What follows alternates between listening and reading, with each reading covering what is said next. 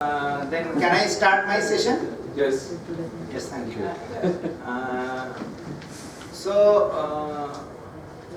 Before starting my session, I want to thank SONOSCAN for arranging this academic fest, and I request everyone in this room that we started the ball rolling and keep it rolling, and please do contribute every month so that we can arrange a CME in every month. And we also want the Department of Radiology, the Department of Pathology to contribute and to have their presentations. And I also request all the super specialties and the specialties we are having in our outdoor, they can contribute, and I will approach within a month's time to every one of you. So be ready for that, so that at least 2 or 3 speakers in each month, and that will be ended with a dinner, and so that there is some interaction and we are known to each other.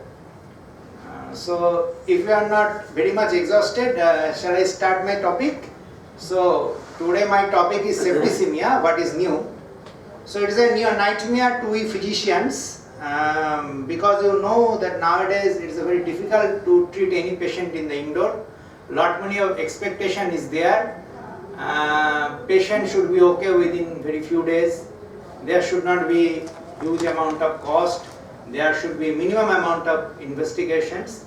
So with these hindrances, we have to treat the patient as because it's our duty. So this word I am starting my today's topics, that is septicemia. So basically in normal response to an infection, what happens, the inflammatory and the coagulation response is localized to the infection sites, and so the immune system then attack the pathogen and eliminate it from the body. So when it is localized, there is no problem. Now the problem becomes when the infection becomes systemic, then it becomes sepsis. So the accepted definition of sepsis is that there is a body's overwhelming response to a particular infection. It is characterized by the coagulopathy issues such as microemboli, and you know the release of inflammatory mediators. If you go through the epidemiology, it is not our problem, it's a major worldwide healthcare problem affecting estimated 30 million adults and children each year, resulting in potentially 6 million deaths annually. Although mortality has been decreased in the last decade, but there is at least 1 death in 4. So if you see the causes of inpatient, you can well appreciate the amount of the burden of sepsis in the causes of inpatient death. And again, if you see the causes of death in patient of sepsis, you will see that a big chunk is unknown, and there is right from stroke to renal disease to CLD and hematological cancer, chronic heart disease, etc. Now amongst the causes, the bacterial infections are the most common, and the fungal, the parasitic and viral infection can also cause the sepsis. So the infection can originate from anywhere in the body and can cause an organ damage to any system of the body, and unknown cause where we could not find the etiology in 1/3 of the all sepsis cases. So amongst the adult with sepsis, we had 35% lung infection, 25% had a urinary tract infection, 11% had a gut infection, and almost 11% had a skin infection. Now you see, this is a very important chart, but patient often ask, Dr. Bichu hobe na to? So definitely not preventable. So with all your care, with all your effort, death is not preventable in sepsis in almost more than, you see, 45% of the cases.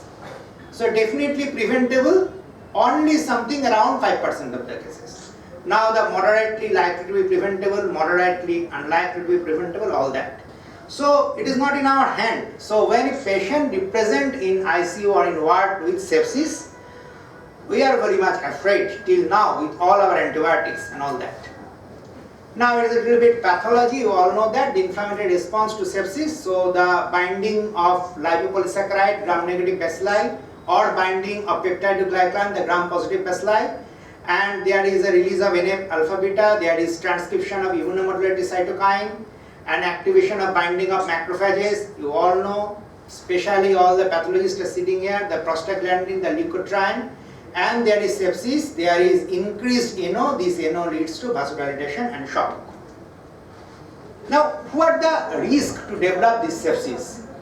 So, if you think about the host factor, they are the age, the gender, the comorbidities, and the elderly account almost 85% of the patient. You all know that a lot many of patients, they are admitted in our indoor. They are mostly the adults, and in their case the prognosis is bad.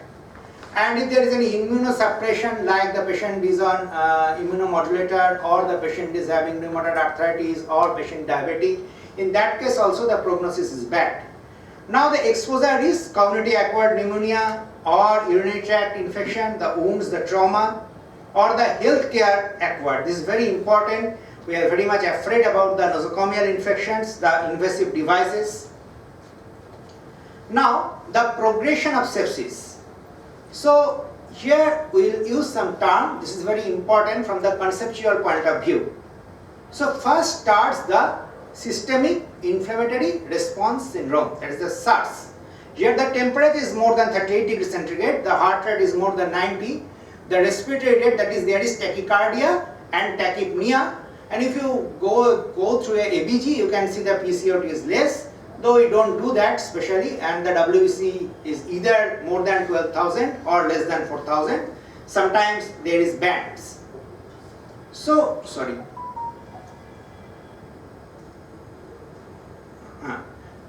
Now this SARS, when it is associated with infection, here sepsis start. Now when this sepsis is associated with end organ damage, this is severe sepsis.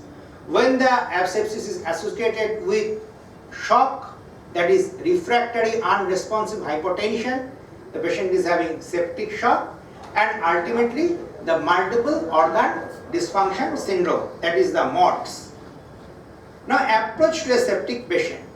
What we usually do when I suspect a patient coming in our emergencies, we assess the airway, we assess the breathing, we count the respiratory rate, see whether the patient is having shortness of breath, and this pulse oximetry now it is available everywhere, we do that, and we go through the circulation like the heart rate, the blood pressure test, whether there is cold clammy skin, and whether the JVP are increased.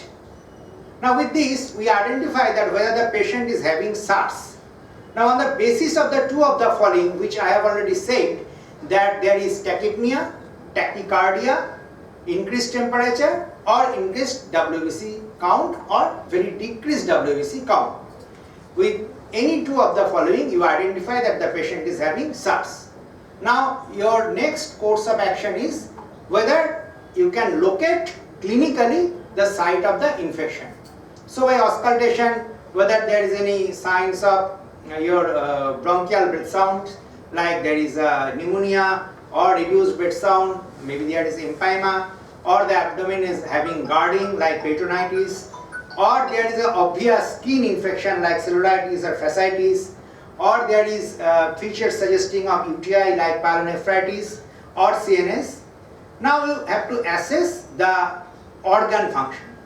First you have to assess the CNS function. Whether the patient is alert, or there is LOCs, or the patient is having focal signs, whether the renal function are okay, whether the patient is having urinary output.